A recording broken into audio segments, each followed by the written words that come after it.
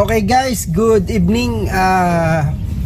Meron po akong nabasa po dun sa aming dun po sa Yaris Cross HEB po na FB page.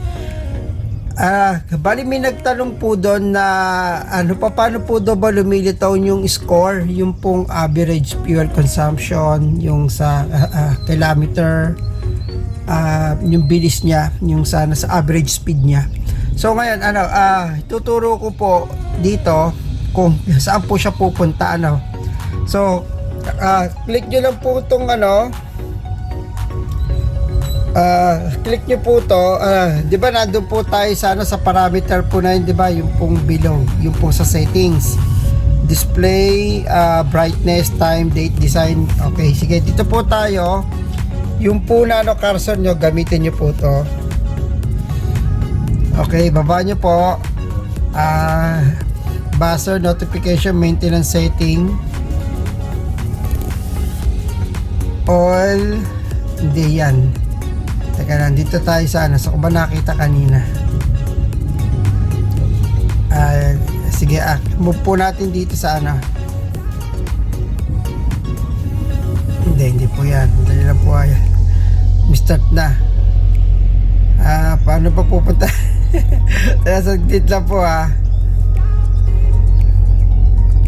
Design, display setting. Okay, ayan po pagpasok nyo po ng sa display setting, makikita nyo po dito. Ayun po, eco indicator light, tapos EV indicator. So ang pipiliin nyo po yung pong ending display type is eco. Dati po kasi kanina to nabasa ko po to ay naka STD o yung ang tawag siguro dito is yung STD o baka sa yung term po niya ay standard po. So ngayon papalitan nyo po yan ng palitan nyo po ng eco. Dinidetect pa. Dali lang po naka-display po siya. Palitan nyo po ng eco. A few moments later. Yung bilog. So kanina po kasi nakalagay po dyan ay STD. So yung STD po papalitan po natin yung word standard into i-change po natin ng eco.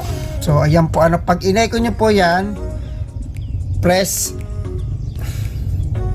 enter. Pag na-enter nyo na po yan, mag-back lang po kayo, back.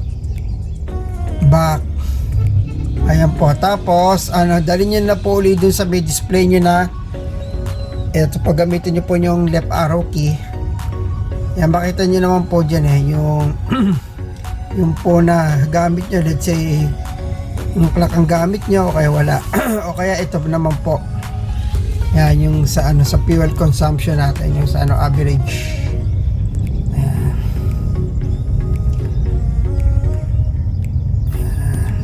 Nag-reset po kasi ako kanina, tapos nakahinto po ako. Okay, dito naman din makikita nyo na rin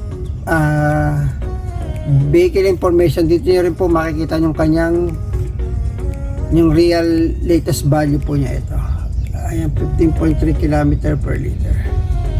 So kaka-reset ko lang po kasi kanina, ni-reset ko siya. So ayan, 15.1, 15.3, almost same po siya. So ka-reset lang po yan. Kung titingnan nyo, naka-reset na po ulit yan. So mamaya po ulit pagka po tumatakbo po yan, tataas po ulit yan.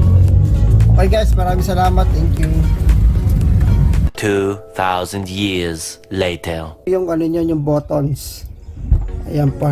Pag pinatay nyo na po yan, aircon po pa, ito po okay, sige, 1, 2, 3, pindutin ko na po yung off. Ayan, magpa-flash na po dyan yung score. So ayan po, trip average 15.6 km average speed.